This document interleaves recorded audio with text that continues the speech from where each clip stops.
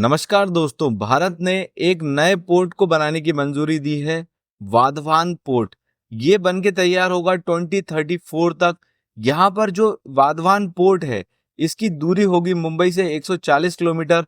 JNPT port जो कि भारत का सबसे बड़ा पोर्ट है, जवाहरलाल नेहरू पोर्ट ट्रस्ट, इससे इसकी डिस्टेंस होगी 150 किलोमीटर। और यहाँ पर नासिक से इसकी डिस्टेंस होगी 160 किलोमीटर। यहाँ पर ये भारत का वर्ल्ड क्लास पोर्ट बनेगा मुंबई के पास में, जिससे भारत की अर्थव्यवस्था में काफी ज्यादा सुधार आने वाले समय में देखने को मिल सकता है। आगे बढ़ेंगे टॉपिक में। यहाँ पर हम पूरे ही मेजर पोर्ट्स को इंडिया के कवर करेंगे।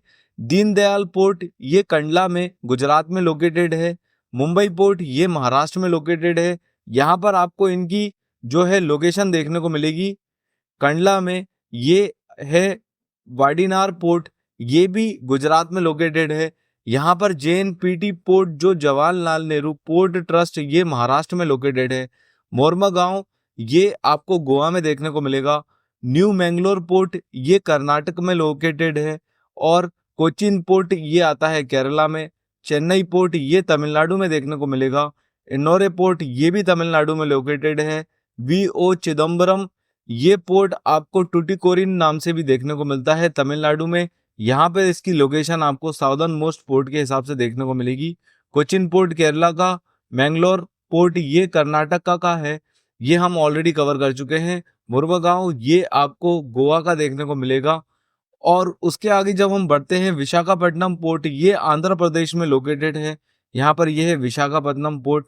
ये इन्नोरे पोर्ट और चेन्नई पोर्ट ये दोनों ही तमिलनाडु के पोर्ट है।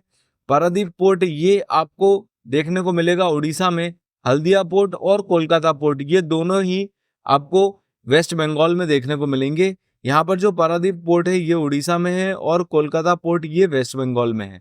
यहाँ पर भारत के 12 मेजर पोर्ट्स हैं जो कि सेंट्रल गवर्नमेंट और स्टेट गवर्नमेंट द्वारा मैनेज किए जाते हैं। मेनली इसमें जो हाथ होता है वो सेंट्रल गवर्नमेंट का होता है, लेकिन जो माइनर पोर्ट्स हैं वो स्टेट गवर्नमेंट द्वारा मैनेज किए जाते हैं। आगे बढ़ेंगे टॉपिक में। यहाँ पर कुछ और फैक्ट्स और फिगर्स को हम कवर करेंगे।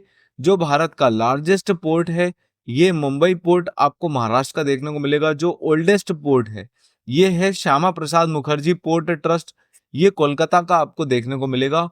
जो भारत का न्यूएस्ट पोर्ट है ये वाधवान पोर्ट जो कि बन रहा है, अंडर कंस्ट्रक्शन है, ये महाराष्ट्र में देखने को मिलता है। जो इंडिया का डीपेस्ट पोर्ट है ये है विशाखापट्टनम का, जो कि आंध्र प्रदेश में हमको देखने को मिलता है। जो बिजीएस्ट पोर्ट है, सबसे ज्यादा बिजी है ये पोर्ट, ये है JNPT port Jawaharlal Nehru port trust, या हम इसको कहें नाहवा शेवा पोर्ट, ये आपको महाराष्ट्र का देखने को मिलेगा। प्राइवेट पोर्ट इन इंडिया की बात करेंगे तो मुंद्रा पोर्ट आता है, ये गुजरात में लोकेटेड है और ये अडानी पोर्ट्स के अंदर आता है। पोर्ट विथ ट्रांसशिपमेंट फैसिलिटी, तो यहाँ पर कोची का इंटरनेशनल कंटेनर ट्रांसशिपमेंट टर्मिनल आपको देखने को मिलेगा। और यहाँ पर वल्लार पदाम जो टर्मिनल है कोचिन पोर्ट का, ये चीज हमको यहाँ पर देखने को मिलती है। आगे बढ़ेंगे टॉपिक में। यहाँ पर हम कवर करेंगे वाधवान पोर्ट जो कि गेम चेंजर साबित हो सकता है इंडिया के लिए। ये यहाँ पर द हिंदू का आर्टिकल है। यहाँ पर इन्होंने बताया है कि ये इंडिया की कंटेनर की जो कैपेसिटी है उसको डबल कर सकता है। यहाँ पर भारत का जो पोर्ट है ये दुनिया के 10 ग्लोबल पोर्ट में शामिल हो सकता है बाय 2034। ये चीज द हिंदू के आर्टिकल से ली गई है। यहाँ पर जो वाधवान है ये एक ग्रीन फील्ड पोर्ट है जो कि करेंटली अंडर कंस्ट्रक्शन है।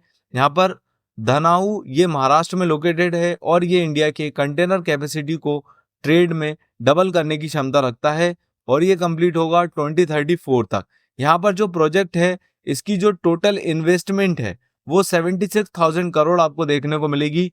यहाँ पर जो वाधवान पोर्ट है इसको VPPL Vadhavan port project limited के नाम से जानते हैं।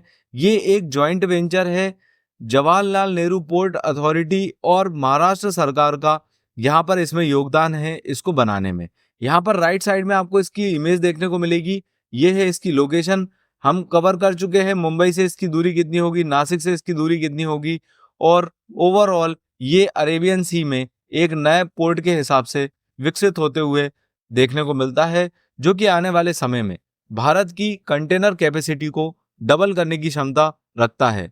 यहाँ पर हमारा लेक्चर एंड होता है।